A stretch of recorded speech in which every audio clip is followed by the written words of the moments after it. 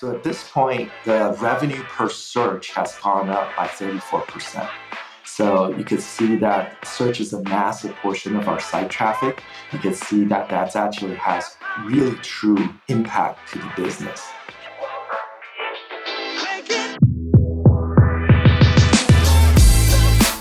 You're listening to Retail Remix, your inside access to candid conversations with the people shaping retail's future.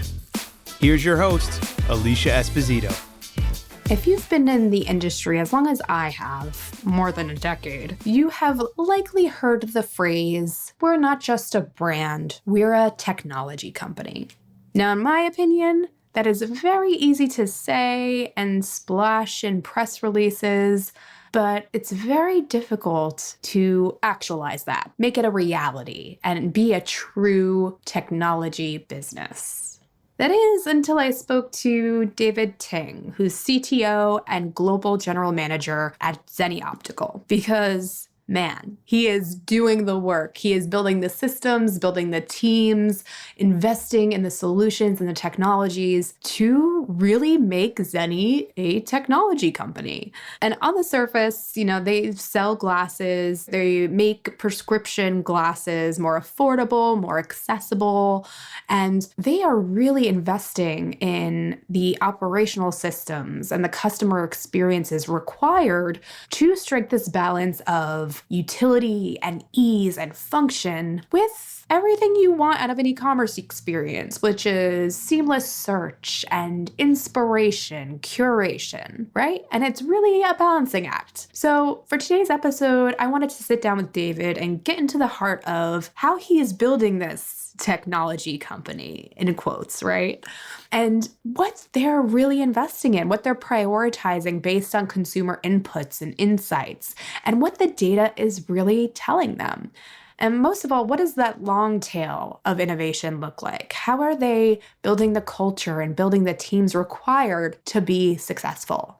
And I'll be honest, when I prepped for this conversation, I really dug into the search aspect, but I found we were digging into a much bigger and important picture for the industry. Listen in, and you will quickly see what I mean.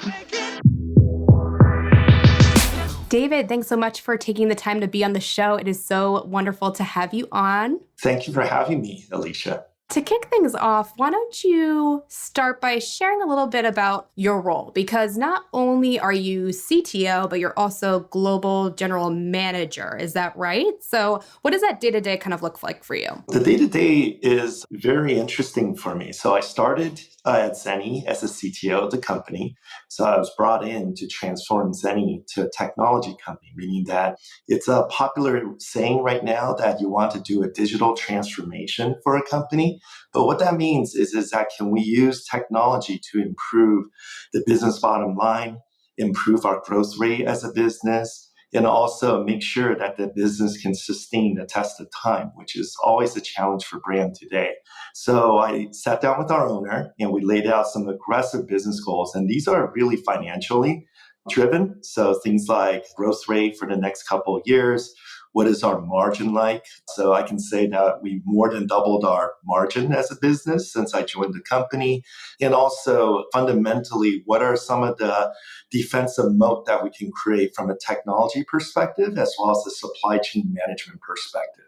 So last September, I got the increased role and scope of global general manager. So that means I manage all the major functions with the company and also direct its strategy and operation day to day. Excellent. Very exciting. And I do want to make sure we get into some of those great initiatives that you're helping drive and spearhead. I mean, more than double margins. I mean, that's incredibly impressive. And I do first want to make sure we double click into a little bit more about Zenni, right? So you mentioned, standing out, growing as a business. It's getting increasingly challenging. And I'm sure all of our listeners can relate to that in some capacity. So let's start there, right? How would you define Zenni's key value propositions and really what makes the brand stand out. And kind of how do you take that and then figure out how to make the appropriate investments, right? And establish the right priorities? Because I always love to hear how the brand connects to strategy and ultimately tactics to support the business. So what does that look like for you? So our company mission is allow the world to see better.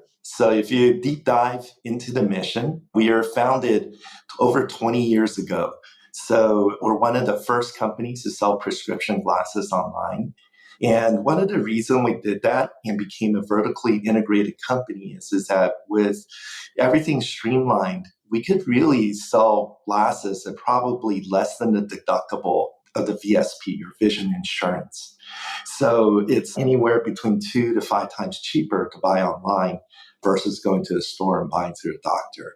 So really, we really are not greedy. So we try to make it extremely affordable and highest quality possible. And with that as our tenant, we really invested in scaling out our manufacturing infrastructure. We saw over 30,000 pairs of glasses online. So a stat that I always shared is that more than 1/5 of all glasses sold online in the US, prescription glasses, are sold through Zenni.com. So we're proud to become the number one destination for online prescription eyewear. And this is really like we sold over almost probably 60 million pairs at this time around the world. So for us, it's really about doing this mission, which is we primarily sell in the US and we start at $6.95 for a single vision prescription glasses. And you can see that that's a lot cheaper than what you could get at the stores, right? So what we want to do is continuously innovate and really get the quality to be higher, price point even lower, so that we can serve more people. Our founder has not changed the price of the $6.95 for 20 years because they feel like when people cannot afford to buy a pair of glasses, we want to make it as cheap as we can be so that and then as high quality as we can be to help people to see better.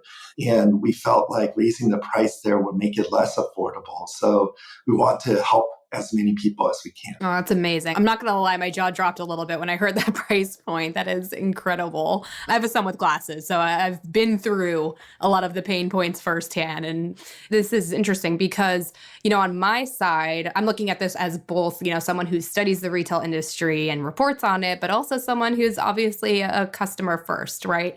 And I always love exploring how this particular type of purchase can evolve and improve online. So I'm curious, what have you seen from your consumers, their behaviors, their expectations, and how do you kind of translate that insight into something actionable for the company? So you're talking in so many words about intentional innovation, right? Connecting those investments to your purpose, but also the value you want to provide to your consumer. So what are they saying and showing in their behaviors that they really want from you? Absolutely. So when I look at a consumer, I always look at the 4 primary principles around what they want, right? So they want it to be affordable. They want it to be the highest quality possible. They want the most number of selection. They want it to be convenient. So when you really dive into the consumer mindset, you want to find the sweet spot where you can get the perfection, like lowest price. They always wanted to have the price drop. Quality always increase year over year. Amount of selection always increase year over year. And then the convenience, the time for you to complete your transaction gets shorter and shorter over time. So for us, we innovated on all the factors. So let's dig into one, like say pricing. We invested a lot in our manufacturing, but we don't use our data to streamline how we procure and as well as how we price. So what we did is that we did a big data initiative to collect all the information possible, going down to we even used the CAD drawing of the eyeglasses frame in order to really label the differentiation from a frame to frame basis and also lens to lens basis so that we can really understand what we're offering. And then we work with our suppliers and as well as our manufacturing processes to really continuously trying to innovate to reduce the cost at the end. We also use big data to really procure. So going back to the selection, what is popular and stylish online? What is the color trend for this year? What are the matches? Like people maybe having like last year, denim was a fashionable color and lime was actually a popular color this year. We believe that this year red is going to be the color of choice. So because of this, we procure earlier, we stock, make sure it's available, and we give a lot of choices to the customer styles, etc., to so that they can find what they want. On the convenience factor is that we time ourselves in order to, like, from when you visit our site to when you find something you love, we try to time that and try to shorten that. So for me, I'm not from the industry, so we actually launched a feature we call visual search. It's basically a combination of our own technology and also Algolia's technology. So what we do is we allow you, the use cases, I sat in a theater 2022 watching Top Gun Maverick, saw Tom Cruise wore a really nice pair of sunglasses. All I can describe as sunglasses. So as you know, when you search for sunglasses, it likely will be so many of them. It's really hard to find a Tom Cruise pair. So what we did is we developed a feature. You could just take a photo of what you see, you upload it to Zenni, and we find the closest match for you and make that process really easy and streamlined. We also found, like, through our shopping process that one of the hardest things was for somebody to enter a prescription. And the error rate for humans is actually quite high. I was surprised to find out from a customer support team, it's almost 10% of the people entering their prescription wrong. So we developed a feature called Prescription OCR, done in-house, so you can take a picture of prescription, upload, automatically entered, and it will do the handwriting correction more accurately than the best algorithms possible because we know the optical science behind the scene, and we have tons of rules to correct prescription where let the users know, like, this is likely an error, you probably entered something wrong, and here are the fields that you should double check and correct. And with that, we improved, like, the accuracy of that process by almost 5%. Very interesting. So it seems like, and correct me if I'm wrong here, it seems like you guys are trying to really strike this balance between efficiency, right? Like empowering the consumer to get what they're looking for and make a purchase as quickly and easily as possible. But there's also a little bit of inspiration there as well. So as you were talking about procurement and curation to trends, is that fair to say that it's kind of like a balancing act between the two for your particular category and market? Absolutely. So this is why I believe great technology leaders need to understand the business first and understand what the consumer wants first before deploying the technology. So what I know is that based on what people are looking for, so through search, click through, or social media, what's trending online, we can better predict what people want, and we make those styles and colors available on our website before they ask for it, right? So this predictive science and being able to deploy cash to buy the right set of inventory allows the company to be more profitable. And then on the other side, we talked about affordable, right? So we really try to push our manufacturing and supply chain by doing bulk buying purchases so that our suppliers has efficiency. When they're casting the lenses, it's actually, or making the frame, it's actually more efficient to service a bulk order versus small orders. We found that from our suppliers. So once by bundling this up, their costs reduce and we share some of the cost saving with them. So both companies become more profitable with that. So by really understanding both sides of the equation, you can find a lot of optimization, especially predicting where the consumer trends are. So knowing that and managing the inventory well and managing the pricing, finding the sweet spot where there's the greatest demand and where we can supply at the right price point creates the greatest velocity for the company. We're not there yet. We just got started. I've been with the company for a few years, almost 2 years. So there's so much to do. And then the beauty of it is that with the improvement in AI, improvement in big data tool set, we could get there faster with all the tooling that's available today. Yeah, well, that's great. And I do want to make sure we dig into the site discovery and search side of things a little bit because I feel like anytime we cover new e-commerce trends and what consumers are saying is a challenge for them, it seems like even though site is so fundamental to our daily behaviors, right? Like we go to a search engine or we search on marketplaces or even TikTok, right? Like we have an intention in some capacity, right? No matter where we're going online. But I still feel like it's such a pain point for so many brands and retailers. And I'm curious, as we kind of dig into your investments there and your partnership with Algolia, I mean, what were you finding, as far as that search experience? Like, what were the gaps or challenges that you were trying to address? And how did you go about establishing that path for improvement, right? Like, because it's one thing to just identify the problem, but it's a completely other thing to say, okay, well, here's what the data tells us. Here are the action items or steps that we can take accordingly. Yeah, so when I first started at Zenni, we're more of a brand and marketing company than a technology company. So at that time, we host our servers in a data center, and this is actually in 2022. Our website looks like about over 10 years old, and load time is extremely slow. Behind the scene, we're powered by two search engines because it's an outsourced implementation. So one team actually implemented, that came in as consultants, implement one, and another team implement another. So it was slow, and also it's very difficult for users to find what they want. So for me, I really want to start with a primary tenant, right? So that search experience, what should it be? It should be fast. It should be reliable. And those are things that were missing before. So that's where we looked around and looked for the best search engine or infrastructure company, and that's Algolia by far. They had the best SLA as well as they had the best performance. So we started there. And then we dove in because we have actually brought in about 30 engineers, and they all started at the same time that I started. They pretty much started 30 days after I started. So we injected a lot of developer first mentality at Zenni. At this point, we have over 100 engineers. It's probably closer to 200 right now. So we want to really write code fast. And then we believe that as a technology company, the speed, the velocity of you doing releases is the lifeblood of a technology company.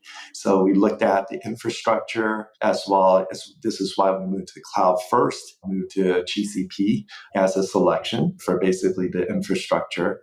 And really what we want to do too is look into the future. At that point, we have about 3,000 SKUs, and we know probably 2 years from now, we probably will likely have tens of thousands of SKUs. So the discoverability problem gets harder and harder. So we took the initiative to write our own search relevance ourselves. And I talked to Bernadette, CEO of Algolia, of some of the gaps of the relevance calculation within the Algolia framework. And then she took that feedback really well. And now there's the AI search capability where Algolia customers don't have to do it themselves anymore. So we're testing with them to see how our algorithms versus their AI search will work over the next couple of months. And the idea is that over 70% of the search actually comes back with no result or poor results. So what we want to do is that have an autonomous method that could improve the speed which somebody clicks through and add item to cart, as well as getting that 70% down to probably single digit over time through a lot of the AI technology possible. Meaning like with generative AI, somebody may have only 2 or 3 words, but you can rewrite their search based on their personalization profile into something more comprehensive so they can find what they look for faster. And this is why we invested a lot into kind of the vision technology. So it's a product labeling technology. So as you take a picture of the frame, as well as we upload the CAD drawing for the frame, we can auto label, give a lot of information about the frame. So as we catalog the products better, it's easier to find what you want and automatically create the synonym sets that allows you to find the thing that you're looking for. That's fascinating. So digging a little bit deeper into the value of AI in this case? I mean, we're kind of at this juncture, right? Like everybody is talking about AI, and generative AI is still very much, a buzzword. It's getting a lot of hype. It's getting a lot of clicks. But I feel like we're just starting to see really actionable and specific use cases, outcomes, stories such as yours. So can we dig a little bit deeper into just like the use case and application of AI and how Algolia, this partnership that you've been able to foster, has driven these business outcomes, and I guess a little bit more insight into like the inner workings of the technology and how that ultimately impacts the customer, right? Because that's really the end goal, right? To improve that customer experience. So I could give you like a stat that's pretty much speaks to the success. We've been investing on this. We deploy our first version, the Algolia, like Zenni running on top of Algolia in January last year, and we keep on optimizing it. So at this point, the revenue per search has gone up by 34%. So you could see that search is a massive portion of our site traffic. You can see that that's actually has really true impact to the business.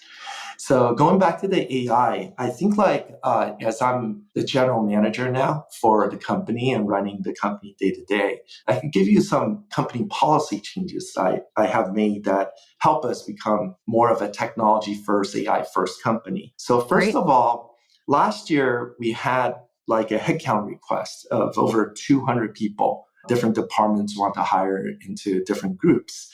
So I basically sat down with each one of the leaders, manager, and say, prove it to me that you're using AI as a tool, not as a replacement of people. And if you can explain to me how AI is helping your team and you're still seeing gaps of what you're doing day to day, then I will approve this headcount. So that 200 plus headcount actually whittled down to about 20 or so. So what happened is that there's a general fear and misconception in AI that it's going to replace human. I think a few years from now, maybe 10 years from now, that absolutely will be the truth. But right now, as a brand or as a company that serves the consumer, you have to look at AI as a tool. It's almost as if back in the days when Microsoft Excel was released and you decided to do everything by hand versus using a spreadsheet. Using a spreadsheet or 5x your productivity or more. And so this is a way I've been talking to the team about really double down on the growth in this education, self-training, and take time to learn the tools so you improve every day. So I'll give you an example of how I personally do this. So I made it no secret. I use ChatGPT on some of the strategy documents or PowerPoint that I Yes. do, but then I share with the company. So just like about 2 months ago when I was writing a job description for a position, by using AI, I got it done in 5 minutes. While before it would have probably took 30 to 40 minutes because I got pretty good at prompting now. So it just shows like my productivity is increasing. And at my age, I can actually be more productive and also better because I use the right tools. So sharing that journey with everyone and also improving every aspect of what we do, allow with the same headcount, we can do more and service our customer better. And then also keeping our costs low means that we can actually keep on dropping prices. While as an industry, glasses is actually getting more expensive year over year. So hopefully we could leverage that to reverse some of the industry trends. And then I can give you some other examples too, like on the brand side, as well as digital marketing side, we use AI and we use a lot of big data. I'll give you a stat. For every dollar spent on digital marketing, say in 2022, in 2023, because we use some really deep technology on personalization, demographic identification, and then also balancing our investment across different platforms and doing that quickly, we're able to 3x the effect of every dollar spent in our digital marketing. So this basically, I think like the people really need to understand how to use the tools and benchmark themselves and have the tools automate a lot of things for you. So on the other side, like I can say like blogs, we wrote 50 blogs in 2022. And right now we're doing 50 blogs a week, having experts use AI, write the blogs initially, and edit and augment the information there. So it takes a lot of the grunt work away. On the developer side, I just gone through a design review yesterday where I think we probably saved 6 months of execution where the pattern is actually widely known as a common pattern. And I forced the team to use AI to generate the code and then edit later. And then we're finding gaps in some of the tools, and then we're trying to learn how to use the tools better. The goal is that still spend 3 to 6 months to build it, but then use the tool first so that in the future, the team will get more productive over time. So that's the way we think about AI. And even the creative side, we use Gen AI to create images and videos. I think we're still in the early stages of that.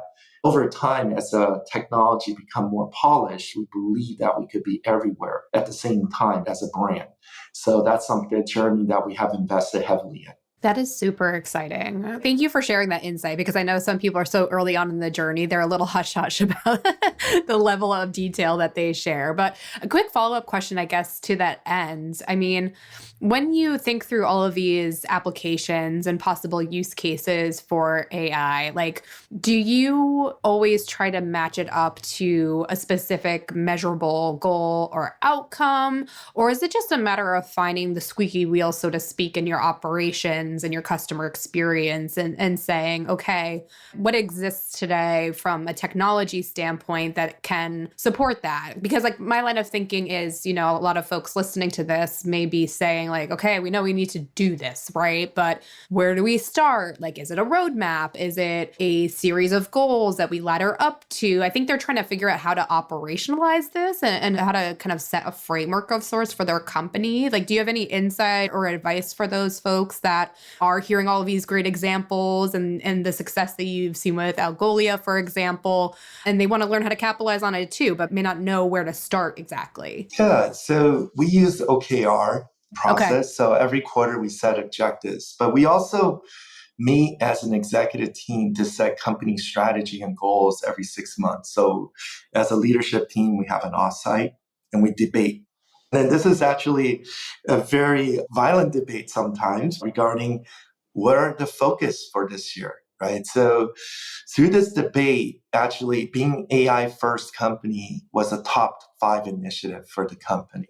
So that means that each one of the department leaders would have to actually have some OKRs around this. So I'll give you some examples of this. From a digital marketing team perspective, we actually reduced the digital marketing spend proactively last year until we could be AI assisted. And then once our ROAS improved by 3x, then we actually put the old budget in. So we made some really hard business decision to force the change. On some of the other teams, for example, I froze headcount for our QA team. So as I can give you a stat that's pretty interesting. So our release frequency actually gone up by 3x between 2022 to 30x between 2022 to 2023. So with that, you would basically imagine that you probably need 10x the resources for QA. So we invested a lot in kind of the tooling as well as the team so that we can generate a lot of the code that is used for testing and coverage. For example, we use like a visual comparison tool. So our website has thousands of pages. So basically we could use a tool to crawl through the website to look for a diff if this page has changed significantly, statistically. If so, then somebody will look at it. So the efficiency per black box tester improved. And then one of the goals the team has set is that as we're writing tests, like performance tests, stress tests, as well as unit tests, 50% of the code needs to be generated by AI. So until that is proven to me, the headcount is actually frozen. So that's a thing that when we're meeting together, we have difficult conversations and set goals like this. So that basically forces a behavior change and then make it so that there is a huge incentive for the team to learn the tool first before they come back and say, oh, well, lip service, we're using Gen AI. Most people probably open a website or just start using ChatGPT. And that's really primitive forms of usage of AI today. Behind the scene, we'd use AI for inventory optimization, pricing optimization.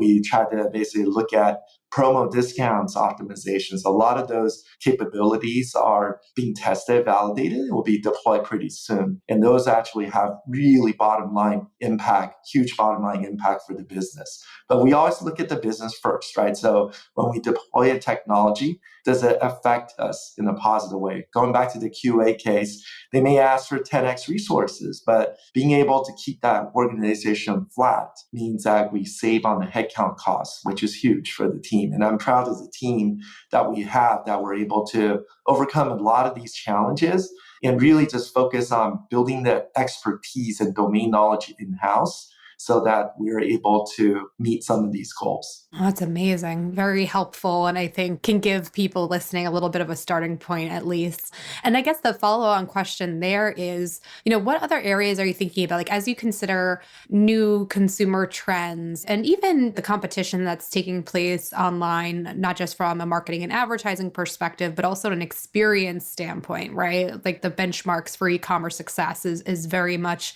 changing and evolving. Are there any other particular areas that you're interested in exploring or data that you're crunching to better understand like what areas to further improve or expand upon over the next year? I mean, maybe not even from an actual tech investment perspective, but from a testing perspective, creative perspective, is there anything that comes to mind? Yeah, I could give you 3 areas that I personally am very interested in. And then I'm trying to learn with the team and try to create business value. The first is user research. So we always talk about being data first as a company. As a technology company, we make decision with data. But what happens if that data doesn't exist? Like, for example, consumer behavior, trends for consumer behavior, those things are highly predictive, right? So you have to, as you go further in time, how do you understand the trend? How do you understand the need? So we're spending a lot of time there to really, in some investments. So we have a very good set of Stanford researchers there that really like trying to dive into the data, the way we do surveys, the way we do testing, how many sample sizes that we do. We look at buying third-party data, like looking at demographics of the household, person's purchasing income intent.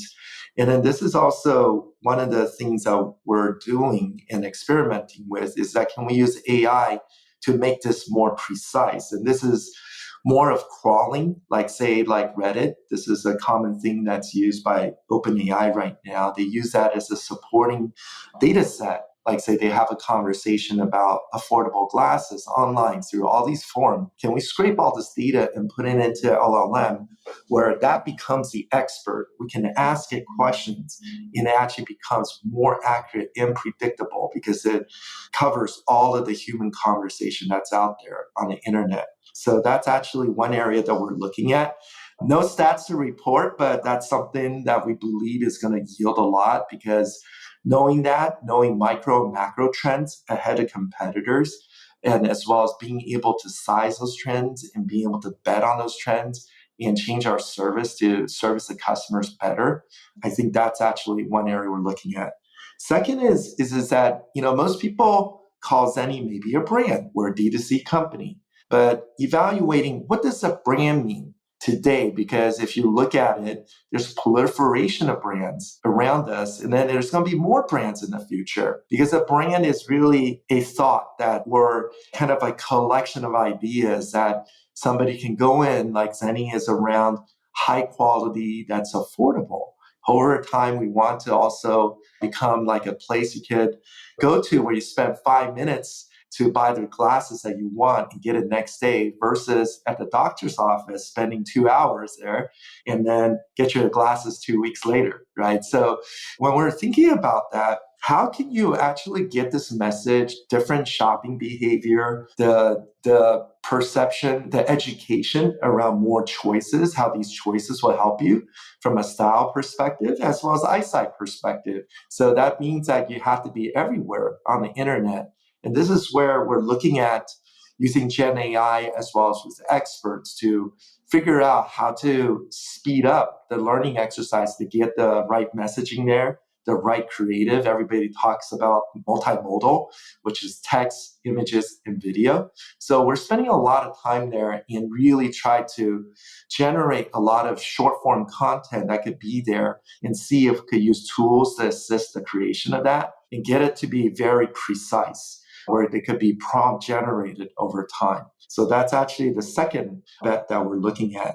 Number three is actually on the factory side. So on the factory side, we talked about a little bit about us trying to improve quality, lower the cost. And then one of the things that will happen, I think like people are looking at ChatGPT, it's basically displacing some white collar jobs for sure. But then robots are coming, right? So in the next 3 to 5 years, some of the most manual and arduous tasks in the factory could be replaced with automation and robots, and robots could look more like humanoids in the next decade. So I'm spending some time researching, trying to understand what's available. We have deployed a robot, for example, that took a 10-person job, meaning like 10% on a shift, to basically one person. So in the physical realm, I think using automation and robotics could also improve the efficiency. And the beauty of it is, why do we do this? Is that it's actually a very interesting problem. We have a fulfillment center, so we have people putting glasses in cases and putting label on the envelope and sending it to our customer. But when human does it, there is something where it's potential that you put the wrong glasses in the wrong case or put the wrong label on the envelope, and we call it mix-up order. So most of the time, two customers will be upset because we swapped the two. So we basically had the wrong pair sent to two people. So the robot intentionally was designed to be perfect in that, so we had no mix-up order.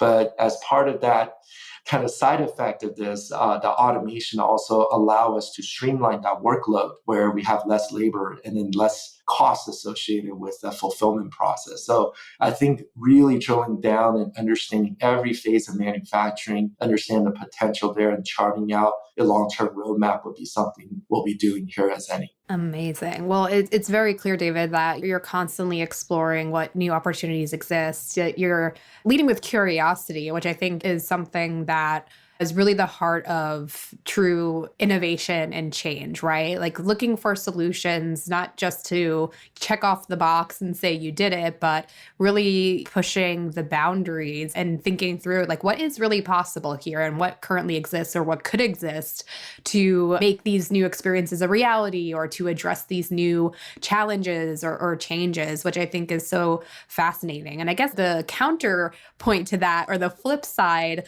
of these great areas that you're exploring and are interested in, are there any technologies that maybe you're a little more skeptical of and you're maybe waiting out a little bit to see how it shakes out? Yeah, so I believe people makes the biggest difference. So if you give a hammer to somebody or a chisel to somebody, some people can make the ice into a beautiful sculpture and some people can't do anything with it, right? So I think like what I find, especially in the retail industry, because I came from a technology company, we built tech.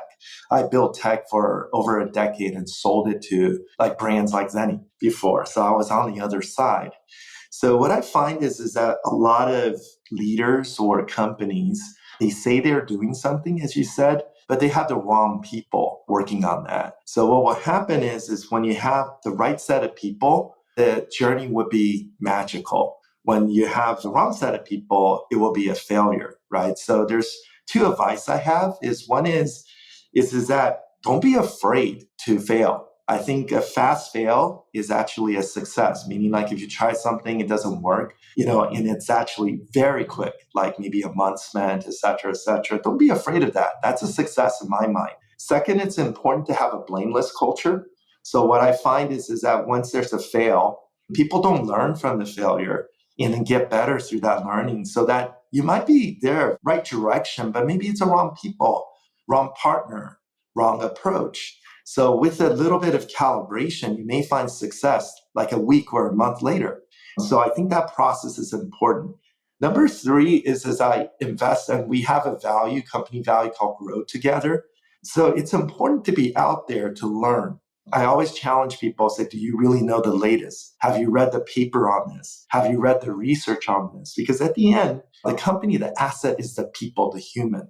And the collection of human, what's important is their experience and their knowledge combined together. So at Zenni, we call ourselves a technology company or innovation first company. Behind the scene, we really want the employees to learn, try new things, and do things better, and be relentless in that pursuit for knowledge and grow as the time goes. And then I think like Julia, our owner, my manager, asked me this, is that, can you actually help me build a company last over 100 years? And my answer to her is that we can, but we start from culture first and also knowledge first and people first. So those are kind of the nuggets of at least my belief that I would like to share with you, Alicia, and your listeners. Wonderful, David. Well, this has been a fascinating conversation, and we're just about out of time. But, we talked about so much. We talked about your approach to navigating and assessing new technology opportunities. We talked about how the business is approaching these new investments, priority areas such as search.